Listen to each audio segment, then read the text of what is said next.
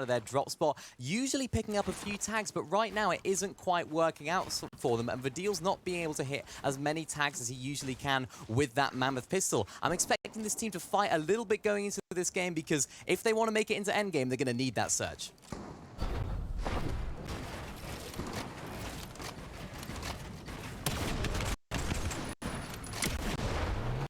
Yeah, you got to make sure that surge is going to be good towards the end, because if it's not, it's just tough for the team. Cheating Pixie, same fight we see every single game. This time up, it's up against, and this is going to be trouble. Walks on the other side, going to be trying his best to keep things alive, but on this isolated fight, there's not really anywhere to run. Nice shot again from Cheating. One more off the right side. We're going really high here. Held up by one wall. You can just chop that or go straight up for the fight. These guys are really elevating. And they got it. Will finally manage to finish that one out, but builds were expended in the process here.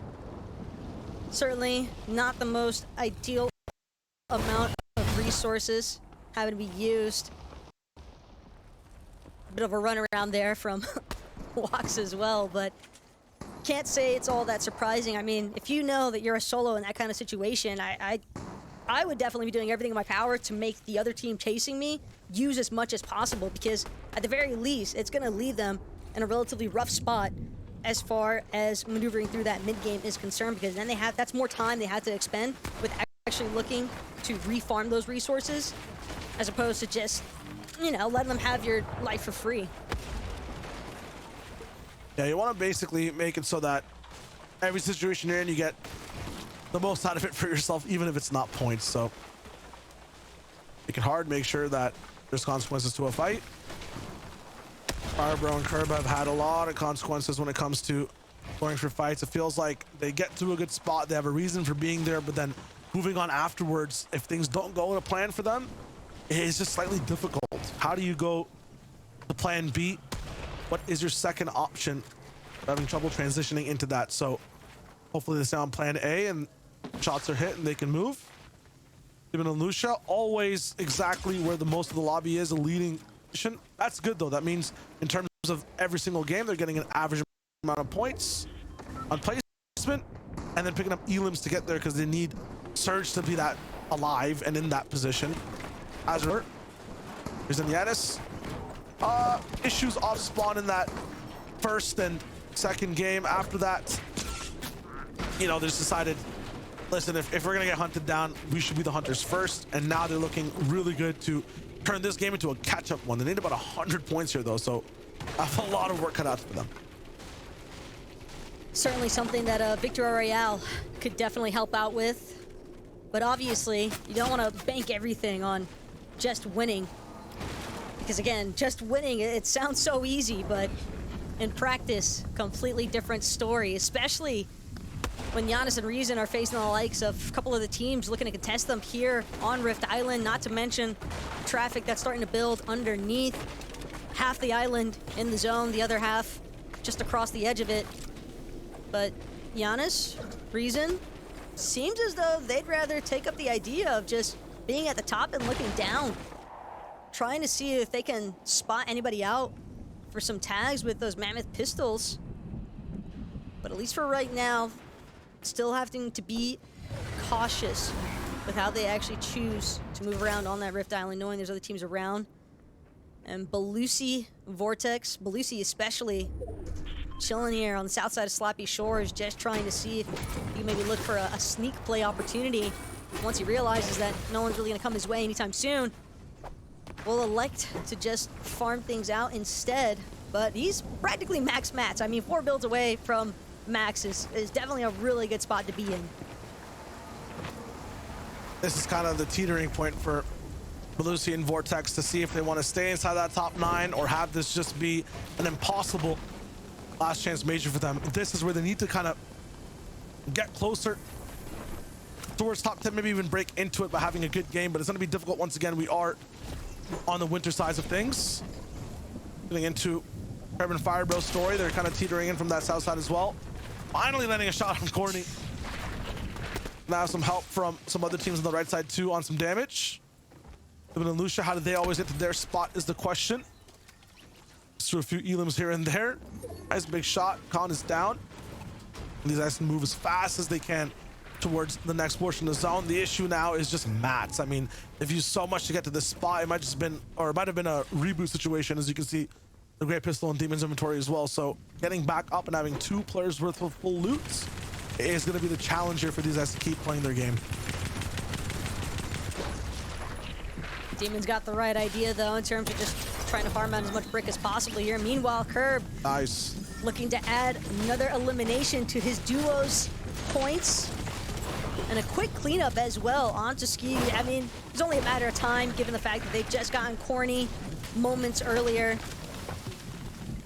And those are the kinds of closures on eliminations that really couldn't come in a more perfect instance, because now Firebro Curb, they will have a chance to just kind of further extend and not have to be pressured, at least, from another duo while they're trying to make those rotations into zone.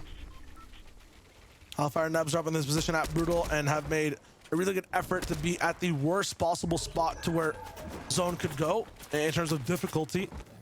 Their spot's really good now because they can give this up and actually have an easier time moving towards that south side. So everyone who played Insurance on this side is going to be very happy that zone's moving this way. Yeah, you don't get to pull it, but now you get to just be a little bit far away from what's going down, and you have a few builds to cover yourself as you travel back. So things are going to be fine. Meanwhile, for Reason and Yenis, I think the biggest issue here for the two is, yeah, Rift Island, lots of pressure. You don't want to lose your teammate in a lot of the stuff that happens inside the mid game. So just having Reason as a solo, lots of slurps, he can still live, but mats are going to be his downfall. We've seen how tricky things are when hills are in the way, and there's so many hills inside these winter zones. Reason's gotta, I don't know, find as many refreshes as possible, play box to box, even if he's running low on materials, or even if he's not running low on materials, he has to prioritize getting as many eliminations as he can and getting to those bodies. Just doesn't seem as though Reason wants to move out just yet, but another instance here for Curb and Firebro. Curb has just been pinpoint accuracy with this Mammoth pistol. That's gonna be props getting elim'd now by Curb, and again, just continuing to clear his own path, rotating through that storm as close as he can into the zone, into a better position altogether. Some concerns, of course, for Reason hanging out at the top of Rift Island, but as far as Kaizen and Clement are concerned, we've been talking about this team and showing some good instances of consistency. And this right here, they know they've got a team that they could potentially capitalize off of. But it's Vaskin and now find themselves in a little bit of a situation. A couple of elims, but again, not exactly the spot that Hen and Vask want to be. They want to take the fight. I feel like this is exactly where they want to be. I mean, 500 damage above, 4 slurps on Hen, Breacher's shotgun. Yeah, lots of people around them, but they can just hold now and play defense. If someone's on their wall, you just Breacher, take it, edit. This is the best spot that Hen and Vask could be in. They have everything lined up for them to just win this game. It's central zone as well. It's just huge. If this isn't at least a top 3 from these guys, something has gone wrong, and there's someone that's just found their way into their box that they might have not expected. But if they just work at their game plan, this is a really good setup, if not a perfect setup for Hen and Vask. All this damage doesn't matter. 2 big pots for Hen too. They can do whatever they want. Pink and Tib, though, they're doing everything they can to hold on for as long as possible. Definitely not looking the best, though, as far as the health department is concerned. And as far as Hen and Vask, yeah, it's a nice spot to be in, but at the same time, never want to count your chicks before they hatch. Because we've seen just how quickly some of these teams will choose to aggress into somebody else's box, but Hallie, Nefrizi, they're just doing what they can to even get into a better spot in the first place. They know that there's some pressure coming out of Refs there, and Trip, and they're not the only team. It's Clement, it's Kaizen as well, just looking to cut off all these teams that are trying to enter from the top side of the zone. Some good shots by Howley, but immediately going to be followed up with some damage taken into his shields as well. And now choosing to drop and rotate around the side of this hill. Some natural cover and protection. Has to expect there are teams on his backside, though. but it looks like it's height that Hallie and Freezy are after, or at least contesting a little bit of it. There are 4 stoppers, there's so many people in front of them. That's 5 boxes looking at Howley, and they get up and their mats barely even look like they've been super depleted. So I don't know how these guys are doing this. Bad situation after bad situation in the business. Reason, by the way, in that last minute reboot off on Janice, up to together again. So much they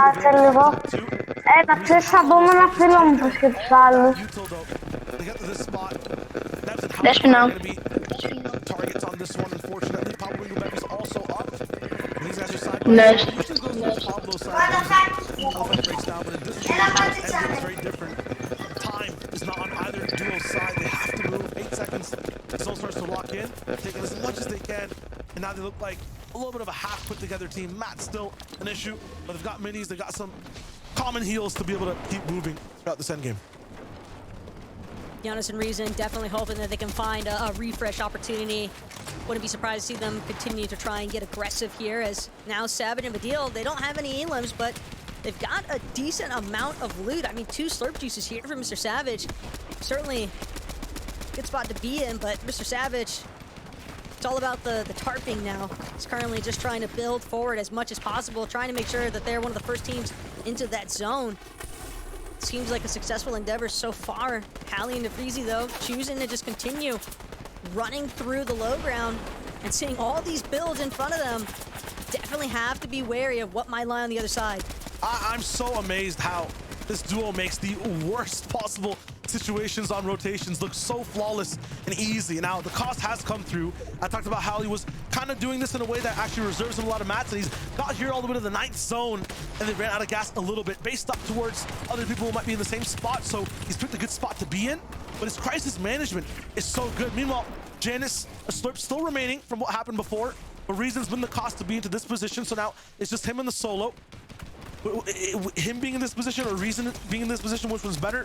A question that everyone could ask. Refsguard also has a solo, has to do as much as he can and just clutch up any points possible. No elimination confirmation on the backside, and now he's going to be running into Hen's line of sight and layers. He sees one edit open. Big shots to the back too. Again, more. We know Hen has so much to work with, so he'll be going late with slurps popped. Janice is there too with him though.